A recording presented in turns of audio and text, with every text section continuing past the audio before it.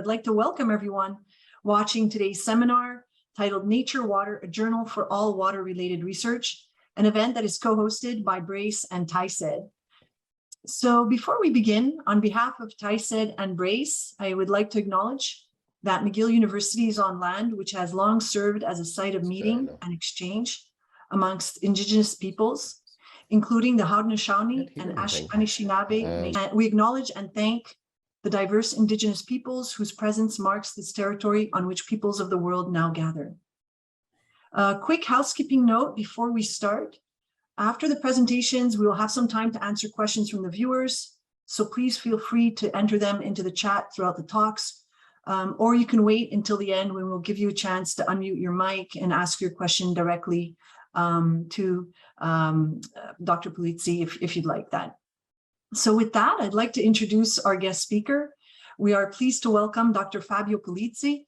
Fabio joined Nature Water as a chief editor in January 2022, after 16 years working at Nature research journals. Starting in 2006, he served as an associate editor of Nature Materials, where he handled manuscripts in materials physics. In July 2012, he became the chief editor of Nature Nanotechnology. During the almost 10 years spent at the journal, he developed an interest for environmental issues and extended the scope of the journal to cover environmental nanotechnology and nanotechnology applications in clean water and sustainable agriculture. In 2020, Fabio worked on the project for the launch of Nature Water, and he was then appointed to lead the editorial team. Fabio has a degree in physics from the University of Rome La Sapienza, Italy, and a PhD in physics from the University of Nijmegen, the Netherlands. Fabio is based in London, UK. We're very pleased that he could join us today to tell us about Nature Water, a new journal that will start publishing in 2023. Welcome, Fabio. Well, thank you very much, Natalie, and thank you for organizing this. This is, if any of you has ever heard me giving a talk, you will know that I say this every single time, and that thanking who organizes these talks is not just the performer. For us, it's very important for us editors to talk to people like this, I mean, face to face or even like this, because, you know, we spend all our time in front of a screen reading papers and deciding whether we want to publish them or not. And it's very important also to get back in touch with research and understand what are the challenges that researchers face on a day-to-day basis, but also tell them a little bit about how we do our job and what do we do, what we look for, and so on. So this is very important for us to do this kind of events, and I'm very grateful for you to have done this. So I will start sharing my screen. Hopefully this will work.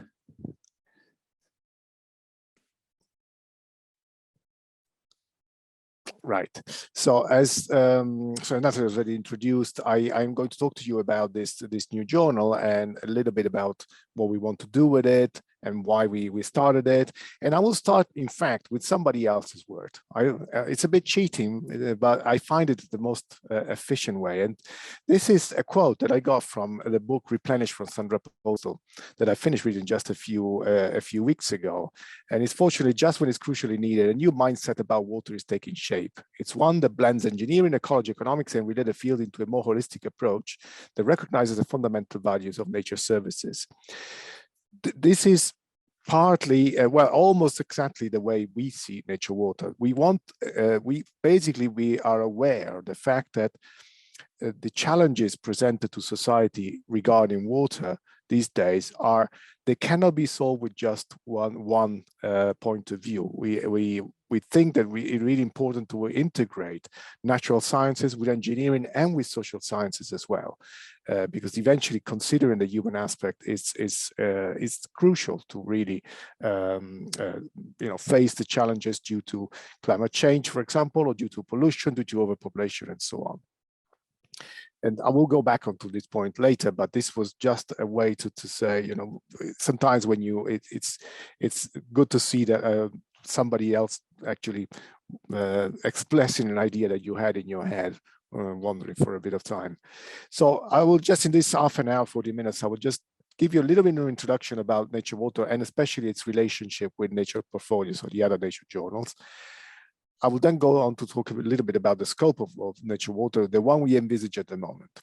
And eventually I will finish with a couple of minutes on the, well, maybe a little bit more than a couple, but just one slide for sure about the editorial process. So how we do things and how we want to do things in the future.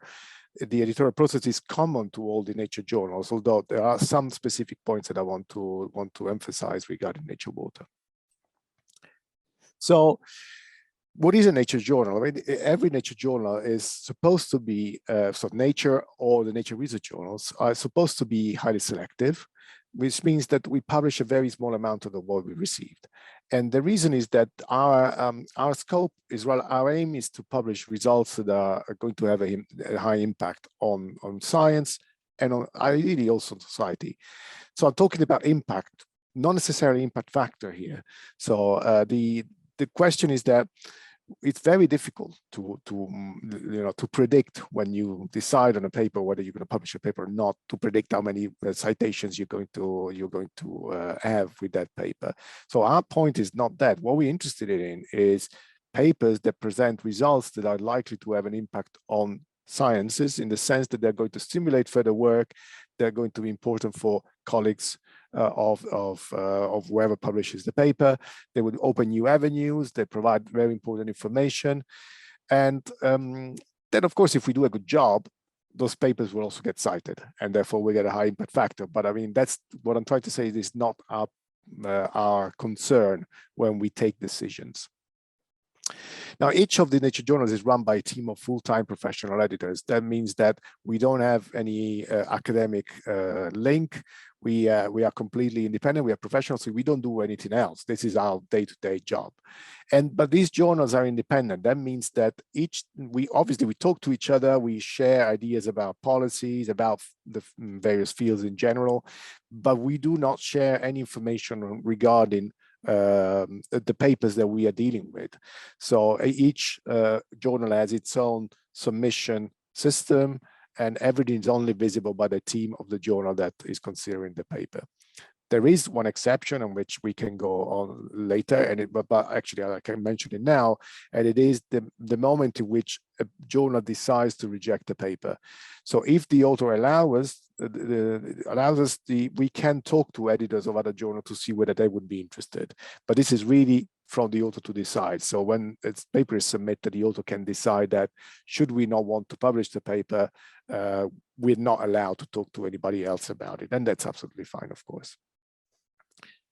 So what is it that we're looking for in terms of the papers that we want to publish? Well, obviously, it has to be, the results have to be original and technically sound. But this is, I would say, is a necessary condition for every publication for every paper to be published, right?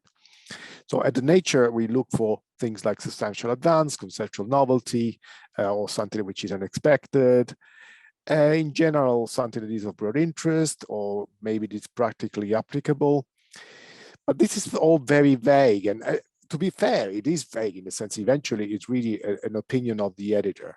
But really, to express it the best way to express this for me is that we try to understand whether the significance is so much for the field that even people who are not in the field can understand why it is so significant. Even if they don't appreciate all the details, they can at least understand that the results are very interesting, very important, more than interesting. And so and the other way of looking at it is it's likely to have an impact. So it's likely to have, as I said, an impact on following research, and ideally on society as well.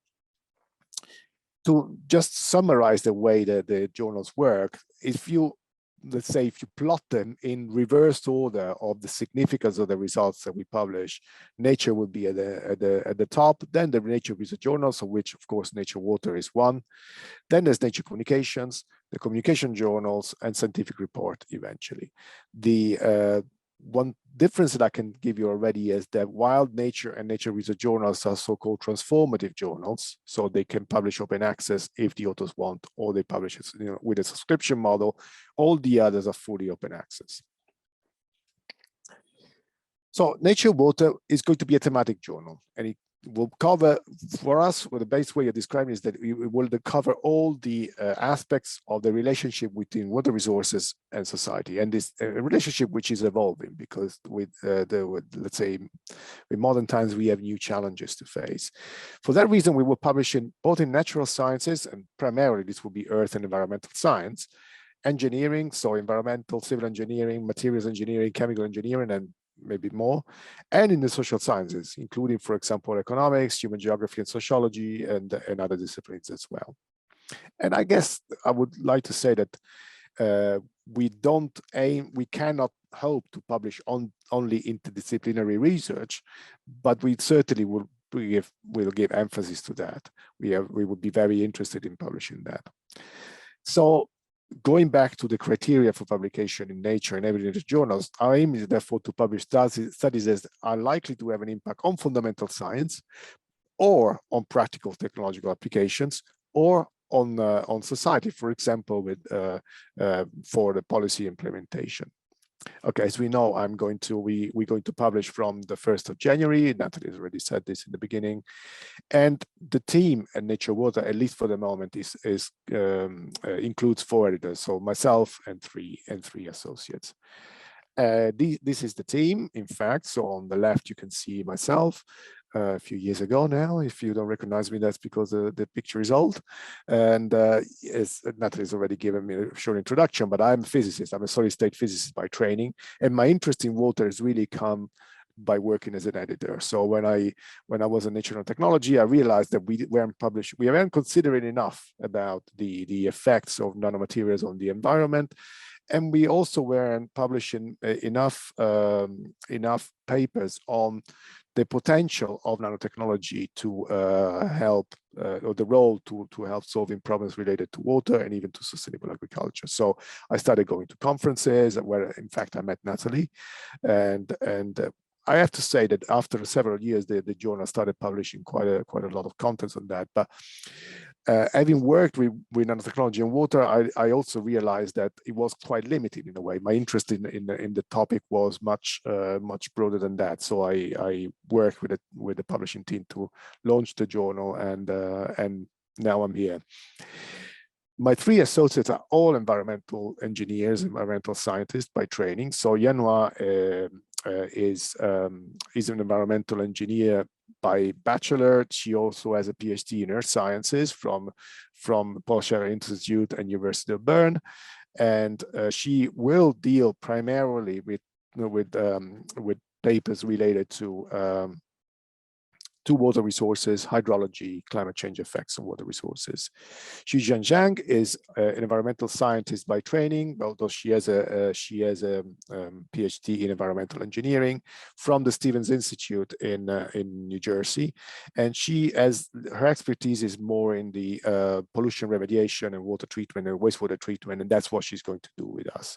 And eventually, Karin Sjöstrand, she comes from Sweden. She has a degree from Lund and then a PhD from Chalmers, and she's worked for many years, I believe it's close to 20 now, at the RISE Institute in Stockholm, where she was working with public utilities, with local government, primarily on water management, on risk assessment, and even with implications for policy and so on. So she will be dealing with those aspects as well as the social sciences, even if she's not strictly speaking a social sciences herself, but she has a good understanding of that. And hopefully, if the journal grows, we will have more editors joining us in the future. So going back to the scope of Nature Water, is very difficult. We have a web page in which we put all the keywords about the topics that we want to cover. I find that very, very limiting, though, and every description is limited, because the reality is that by describing what you're interested in, you are risking to not include the things that you are interested, but they are not obviously written there. But in general, I think that our view is that there are more than keywords, more than topics. We like to think about the scope of the journal as as including a number of thematic areas. The first thing we've been water resources research, both from a more fundamental aspects, or from hydrology and hydrogeology, but also looking into the effects of the impact of the human intervention, for example, with pollution and with large infrastructure and so on. Another big area will be water and wastewater treatment, and this is perhaps a little bit more on the engineering side. So with that, we're thinking about, of course, treatment for drinking water, including desalination, and also industrial water and pollution remediation again, and so on. We're also interested in how water connects to energy, to agriculture, and to climate. So while on the one hand, we are looking into the effect of climate change on water resources, we're also interested in looking at how the water industry affects CO2 emissions, for example, and in general, how it affects climate change.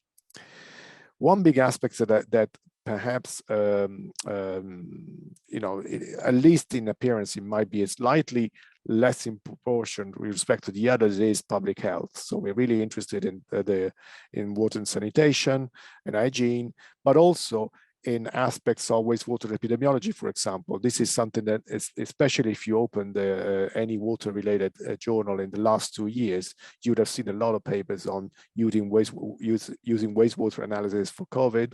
And certainly, COVID has been a big stimulus for this type of research, which hopefully will be used for other types of research as well, other types of infectious diseases and so on.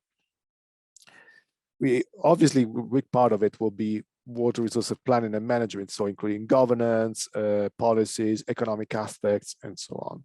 And finally, we're interested in really on the impact of water on society, both from social and economic aspects, but also in terms of politics. So we're going to be looking at transboundary issues related to water resources, and we're going to be looking at water justice, water poverty, and so on. So we just wanted to find some examples of papers that we might be interested in, and this list that we put together is a bit it's very short, so we only have, I think, 9 or 10 papers here, but just to give you an idea of how diverse eventually all these areas are, for us at least. So these are papers naturally published not by us, but because we don't exist yet as a journal that publishes papers, but they're published by other nature journals. The first one is about really is about the effect of climate change on groundwater. So it's a relatively fundamental paper, and it is a big survey of the way in which the climate change has affected groundwater. But still within the water resources, we saw this paper, we know that this paper published in Nature, which is more about human intervention in the sense that it looks at, it's again, is a big survey of the human barriers, if you like, so dams or you know, or even river crossing, road river crossing, or outtakes of from the rivers for agriculture. And the last one within the water resources research that we look for, that we chose, is something about pollution. So this is particularly about microplastic, and it's about the way in which the size of the stream can determine whether the microplastic can be dispersed or not in the environment. If we move to water and wastewater treatment, I chose this particular paper that I handled, in fact, in Nature Nanotechnology, because it's, although it is for a very important application, it is a relatively fundamental paper. So we would be interested in both fundamental aspects and practical aspects. In this case, the paper was about artificial aquaporins and artificial aquaporin membranes, and the focus of it was particularly the way in which the water would flow through the channels in these membranes. And in fact, it was if I remember correctly, because it's a few years ago, it was about the dynamic aspect of the water channels. The second paper that we chose, it's about wastewater treatment, organic wastewater treatment by single atom catalyst, which in itself is a kind of a fundamental advance. But what was interesting about this paper published in Nature Sustainability is that the authors also included their findings within a planning, a design of a potential wastewater treatment plant. So it had both a fundamental and a practical aspect. And in the case looking at the relationship between water, agriculture, energy, and so on, this paper, Nature Sustainability, was interesting to us because it was looking at the land, so the effect on water of using land for both photovoltaics and agriculture. And the second one instead is it's a much more engineering work, and it's really the development of a device that produces both clean energy and clean water at the same time. And the third paper in this area is, in fact, more related to, it's a much more global study, and it's really about the effects of irrigation, the contribution of irrigation in the production of wheat and maize at a global level. So once again, while we all consider all this within the relationship between water and energy and food and so on, you can see that they're very, very diverse types of papers. Talking about water and public health, this paper published in Nature Biotechnology is exactly about the measurements of COVID, of the COVID virus in wastewater. And the second one instead is about the effect of fecal pollution on the antibiotic resistant gene development. And in particular was, I think the author here were looking into the amount of fecal pollution and its effect on the production of antibiotic resistant genes. And if we look at water resources planning and management, this is a paper on really on the intensity of global use at a global level. This one instead is really focusing on urban water. So while we're looking at really at the water use, the water distribution around the world, we're also interested in specifically in urban water and water management. And even if it's not particularly in this case, we are interested, for example, in flood management at the urban level.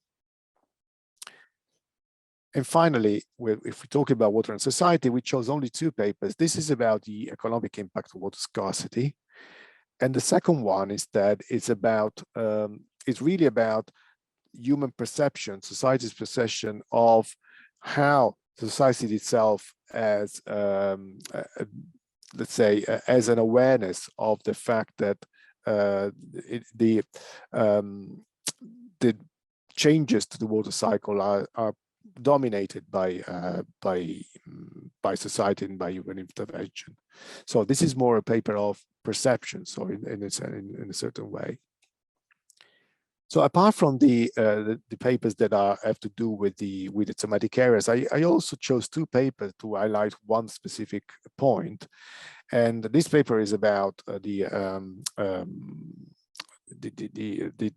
Nile Basin, basically. So it's very regional.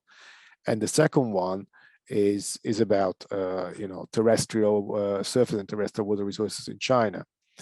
And both papers are relatively local, relatively regional. The reason why I put this in is because we have received several questions about whether we would be interested only in global studies or also in regional studies. And our view is that we are interested in results that are going to have impact, going to have significance. So if a research regards regional aspects, but is likely to have significance for those aspects, we are interested in that as well. We are only too aware of the fact that often water-related issues are regional. So that is as good as everything else for us. It is possibly not a coincidence that both these papers were published by Nature Communications, which is not a Nature research journal. It's supposed to have less emphasis on the broad interest. On the other hand, we feel that for a water journal, it is important to consider these papers as well. And apart from the research papers that I must admit, they are really the core of the journal. Eventually, each research journal has to publish research papers, right? So, but if we have the ambition to engage the wide community working on water, we also need to publish articles that have the power to engage the audiences that way. And we're talking about primarily opinion pieces, which constitute what we call non-primary research articles. So opinion pieces have different type. One is the comment, which is a standard one, and is really an opinion from experts about certain topics, certain issues.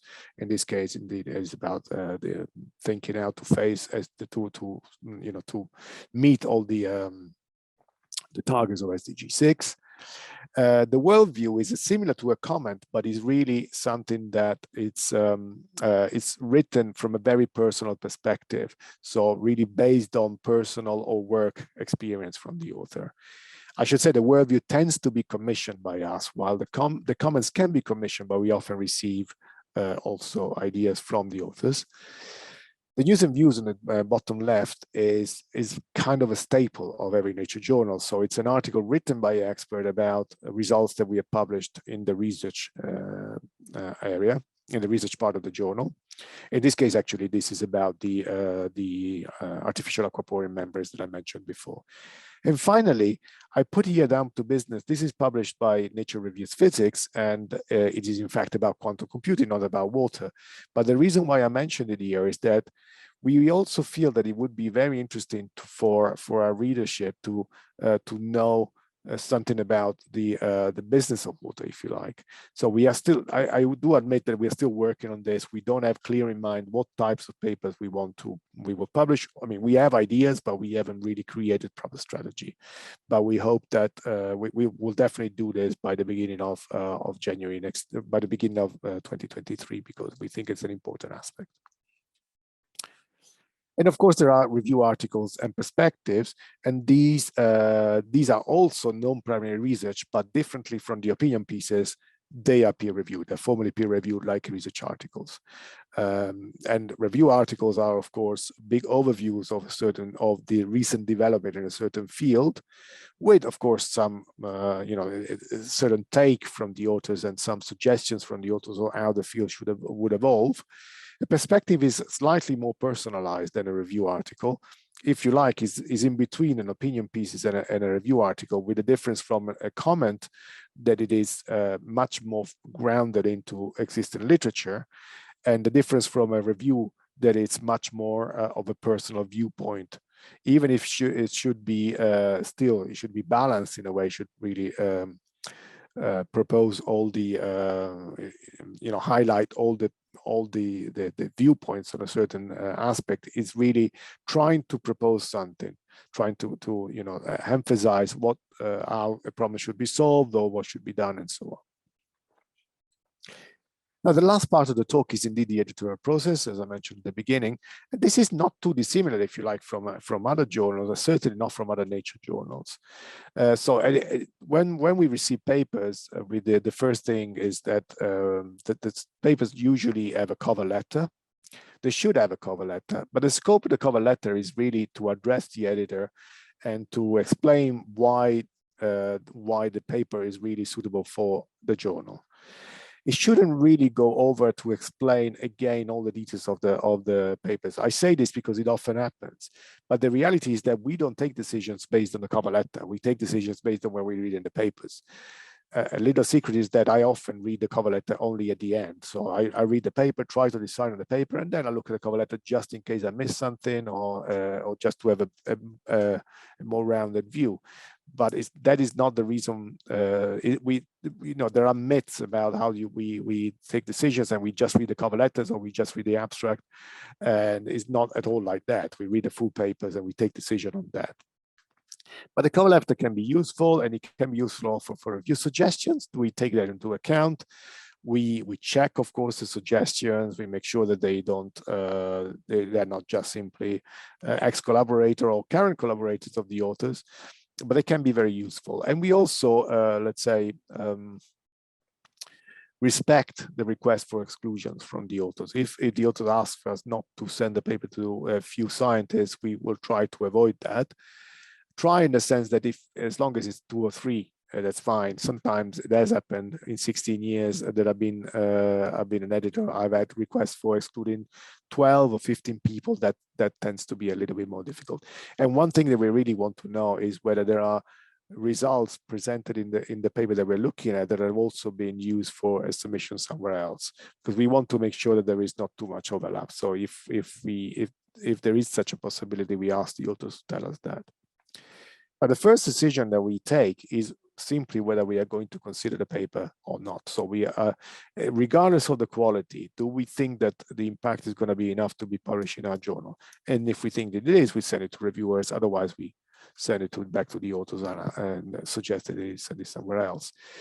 Now, this is a very important decision, and I want to say that we aim to reach let's say a routine decision time of 5 to 7 days for this decision. At the moment, we're not quite there, in a sense that maybe we are there in average, but there are certainly papers that are a little bit that end up being a bit older than that.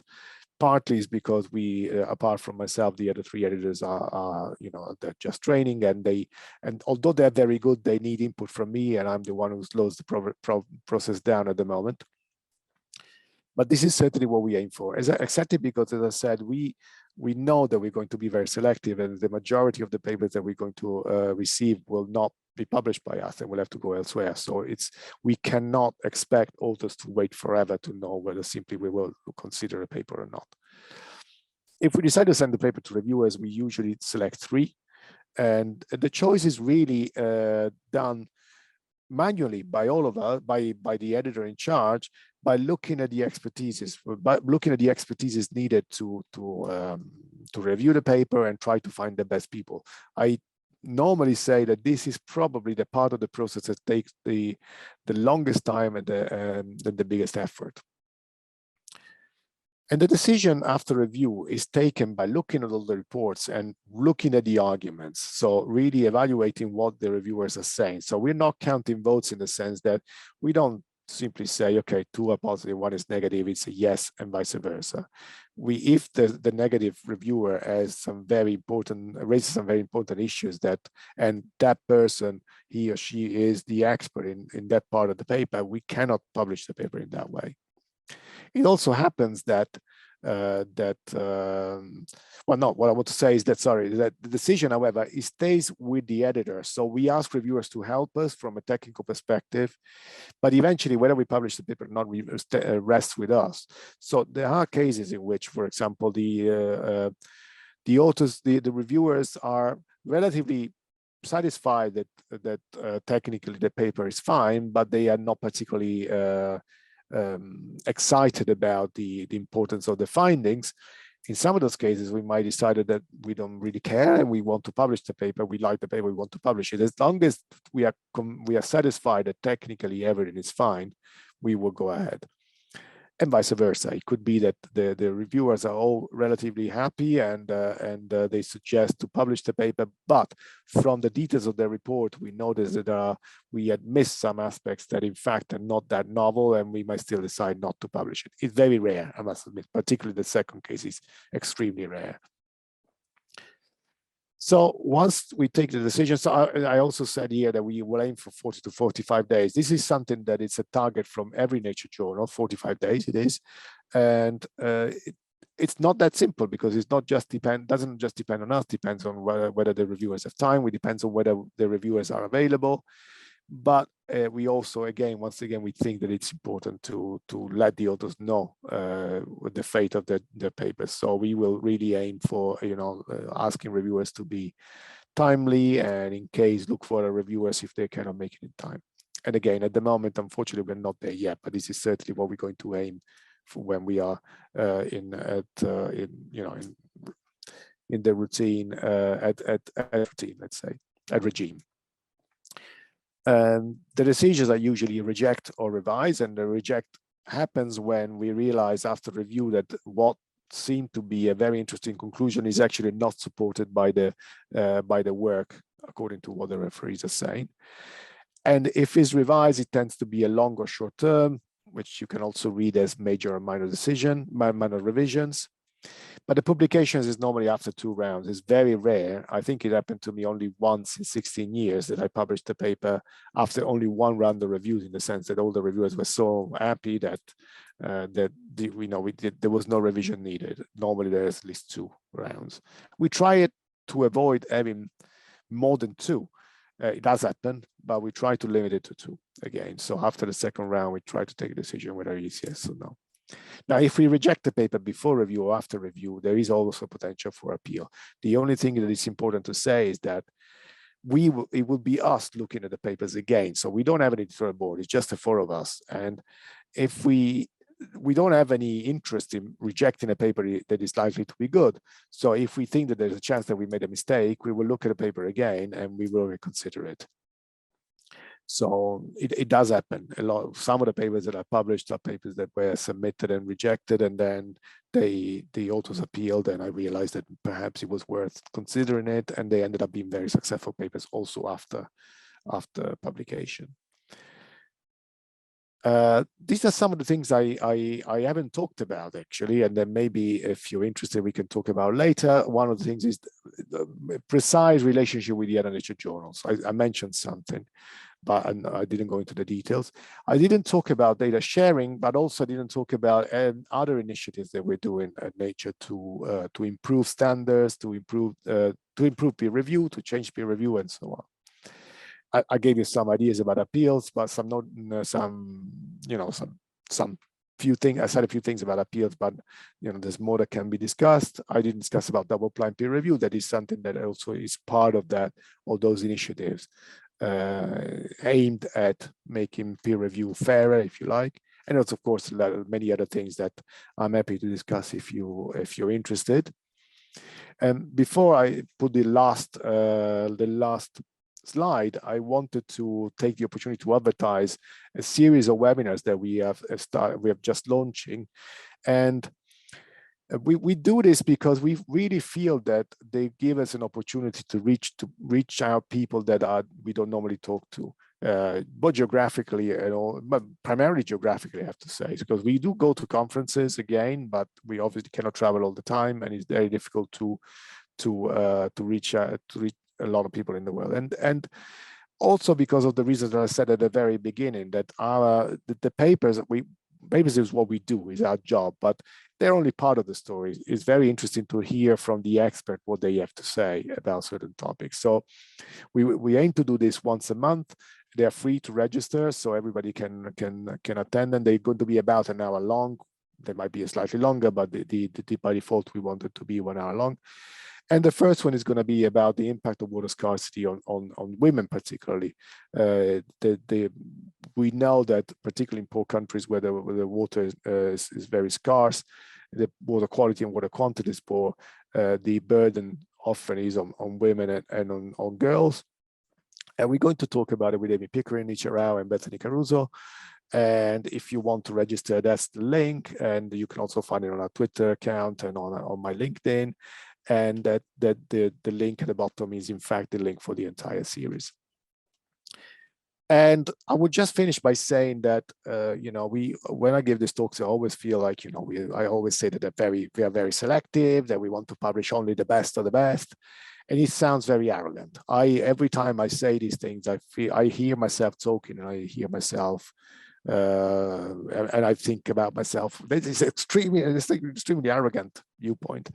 The reality is that as editors, we are only editors. We're not scientists anymore. So we have to have respect for every scientist, and we have respect we know that science progresses by big steps and small steps.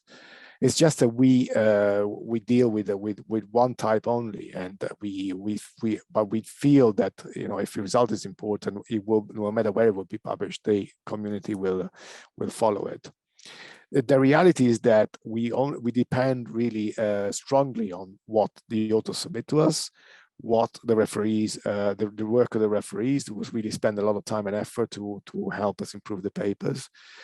And we want to work with the community. We don't pretend the community to work for us. We really want to work with the community to develop something that the community will like. And without the support from the community, we would fail. So as part of the community, I would like to thank you, and also like to thank you for listening to this talk. And there are some links there if you want to reach us, or if you want to reach me particularly. And I hope that you will have, that I will be able to answer all your questions. Thank you. Thank you very much, Fabio, for this very informative presentation. I'm sure that everybody really enjoyed it, and I'm sure there's going to be some questions from our audience. So I'm just going to check the chat for any questions that could have come up during your presentation. So we do have first comment and question here from Dr. Chi. Excellent presentation, greatly appreciated. Is there any kind of paper which may not fit well in other nature research journals, such as climate change, geosciences, nature nano, nature sustainability, but that Nature Water would really like to see? In other words, what unique papers Nature Water would publish? Right. Well, that's a it's a very, very good question, because it is also part of the process that we go through when we decide to launch a journal, right? So I was grilled by my company when I proposed the journal, because they were like, well, already we have this and this and that. But okay, first of all, I should say that each journal focuses on a certain audience, right? So there are papers. Just to give an example, there are climate-related papers published by both Nature Climate Change or Nature Geoscience, so they overlap. And we will overlap with a lot of these journals. So we will overlap with Nature Geoscience and Climate Change. What we have noticed with when I did with the proposal is that, for example, those journals only publish about 2 or 3%. So, or better, only 2 or 3% of what they publish would be of interest for us. The biggest overlap is going to be with nature sustainability, and we are very well aware of that. I would say that there are particularly a lot of papers on aspects of engineering, for example, that are not going to be of interest for any other journal. Perhaps a little bit nature sustainability, but we really want to publish applied papers that maybe no other journals within the group would be interested in. And talking about nature sustainability, also they're all one of the journals that first look into economic aspects, and we are interested in that as well. But we are also interested in cost analysis and in economic impact on people. While for nature sustainability, they are really more interested in the environment. So we also interested in the environment as well. But there are papers that they wouldn't consider about the economic paper. They would not consider. More than everything, I think it's the question is, as I was saying, each of our journals has a certain focus and tries to reach a certain audience. So we will try to reach the community of people working on water, and it will be eventually up to every author to decide which community they want to reach. If it's somebody working on the climate effects on water, wants to submit a paper, they have to decide if they want to reach a community working on climate change or a community working on water.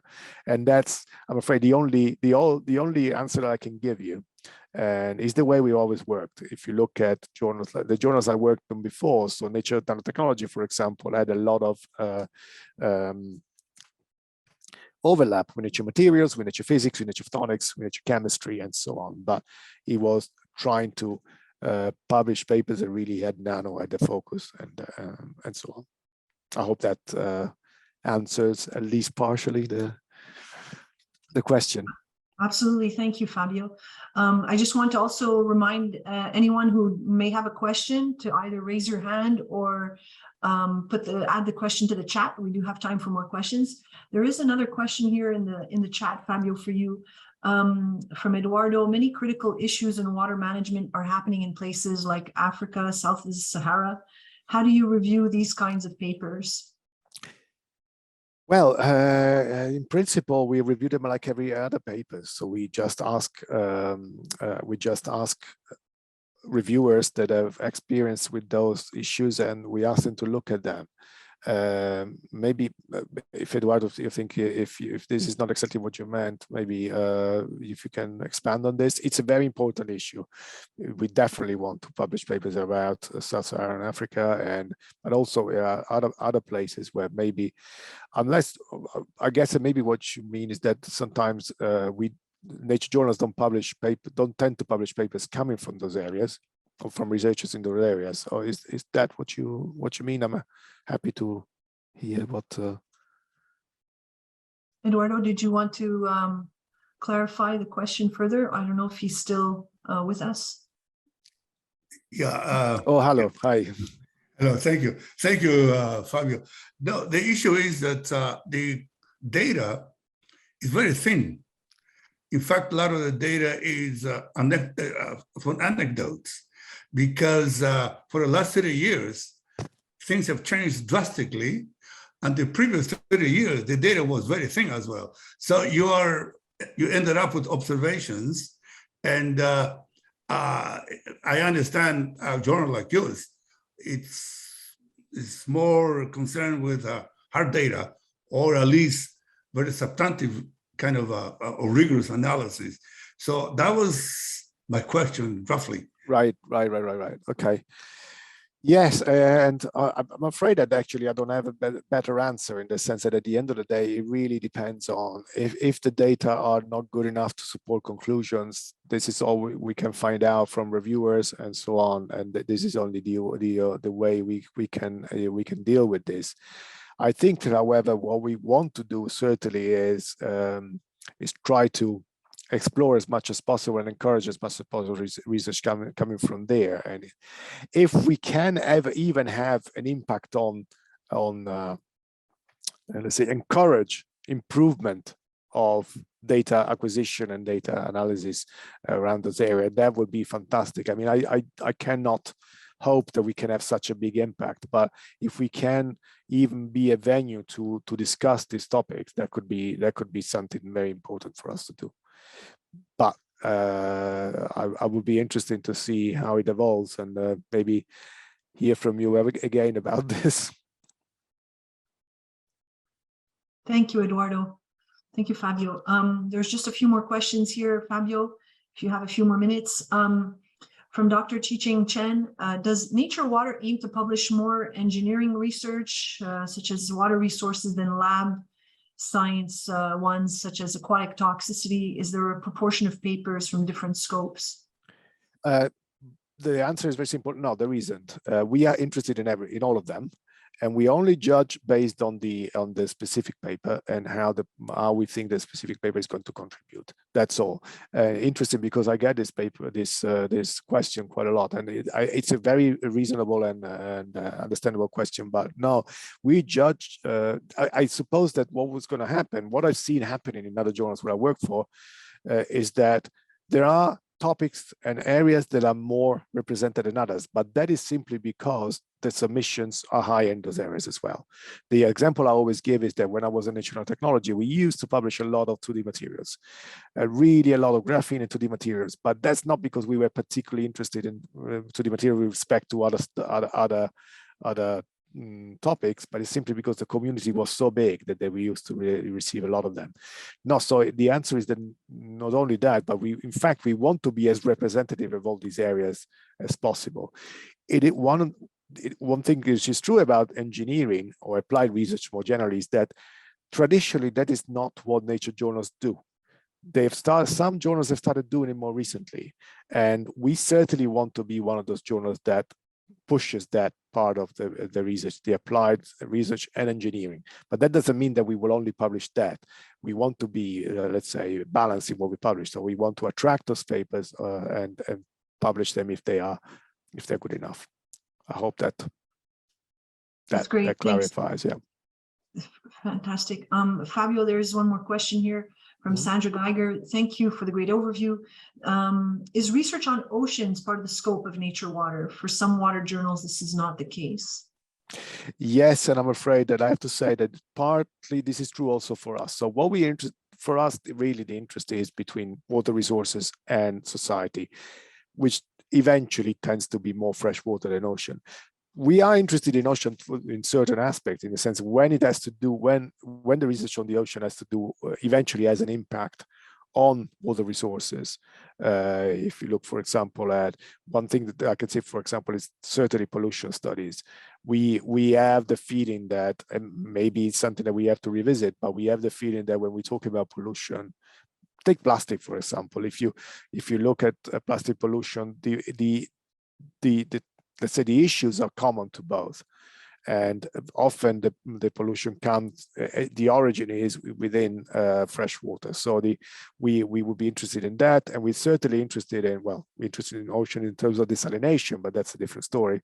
And we're interested in the effect of changes in the ocean on water quality on land. For example, if you're thinking about sea level risings and the potential impact on water quality or quantity around the coastal areas, that is certainly really important for us.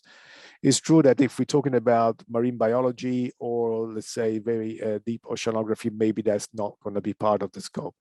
Although that depends as well on the case by case. But yes, I have to say that I'm afraid that from that perspective, we feel that Nature Geoscience is already the main journal for that within the nature scope.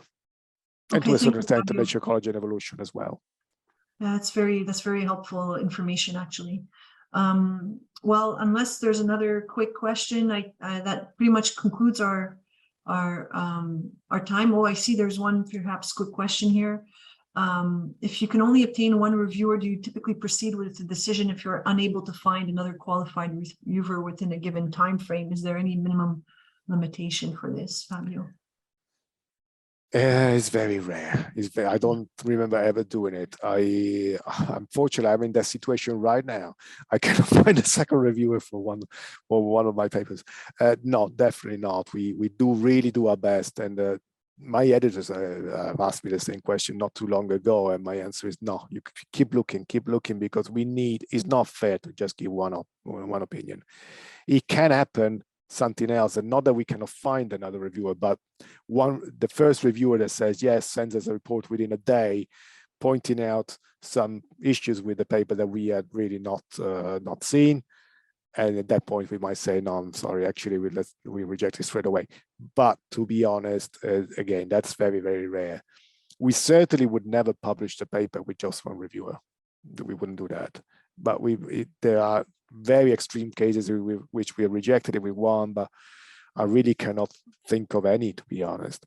So I would say that what we would do is go back to the author, apologize for the delay, and explain what the problem is, but keep looking for another reviewer. And then if the author decides that that's not good enough and they want to go somewhere else, it's a shame, and it's hopefully doesn't happen that often, but we would try not to, I guess the simple answer is no, we need at least two. Okay, thank you, Fabio. I see there's just one more quick question, I think. Someone from industry in the water treatment sector, typically specifically manufacturing equipment for water treatment, wondering what the role of industry could be in nature water, perhaps technico-economic analysis of specific equipment. Sorry, could you mind repeating it? Because I was reading it as well, but I don't know. I cannot see this one. So okay, someone from industry, from the manufacturing equipment for water treatment. I am wondering what the role of industry could be in nature water, perhaps technico-economic analysis of specific equipment. Well, yes, potentially yes. I mean, one of the things that we want to do, when I mentioned, for example, the down to business type of article, is try to build that bridge between research that happens research and development that happens in industry and academia. So my dream has always been, and maybe this is a little bit naive, but we shall see what happens, is to basically highlight for academics what people in industry need, what are they interested in their needs, and how people in academia can help addressing them. And in terms of whether, mostly I think those things will be published in the non-primary research part of the journal. In terms of the research paper themselves, in principle, we're very interested to hear, to listen about, to publish developments in large scaling up facilities on and so on. I admit that is something that we would like to explore more. And in fact, again, if you're happy to get in touch with us, with me, or for me to get in touch with you, is something that I would like to learn more about, because I think it's an important part of the equation, and it's something that in the journal we want to cover, but at the moment it's still unclear for us as well. Thank you, Fabio. And may I bother you for one more minute for one more question? Of course. So Laura is asking, would the journal be interested in publishing methodologies for water analysis or analysis of contaminants? Yes, in principle, yes. I mean, the question is always the same. I mean, if the methodology is innovative, if it shows that something that couldn't be done before can be done, that's usually the criteria with techniques and methods, then absolutely yes. That's the best way I can say. So, if we go back to the criteria, it has to be something that has got an impact. We want to make sure that this new analysis methodology or this new technique is likely to make a difference, not just for a very specific case, but usually what we ask is whether, for example, a technique or methodology is applicable to various cases, or, as I said before, whether, it allows doing things that were not possible to do before, things that are important. And so we all normally ask to see example of applications and so on. But let's say in general, I think the answer is yes. Okay, great. Thank you. Thank you. Well, that concludes our time today. Thank you again, Fabio, for joining us, introducing us to Nature Water, sharing your vision of the journal, and discussing the topics that the journal is going to cover and what the editors are looking for in the submitted manuscripts. We really appreciate your time. I also want to thank Brace and TISED for hosting the seminar, and thank you to everyone who joined us. Just a quick reminder for the Brace members, we hope you can join us for a short members meeting starting at 12:05. So just in a few minutes, check your Outlook calendars for the invitation, and everyone else, just wishing you all a wonderful day. Thank you. And thank you again, Fabio. Thank you all. Thank you for listening, and thank you for the questions.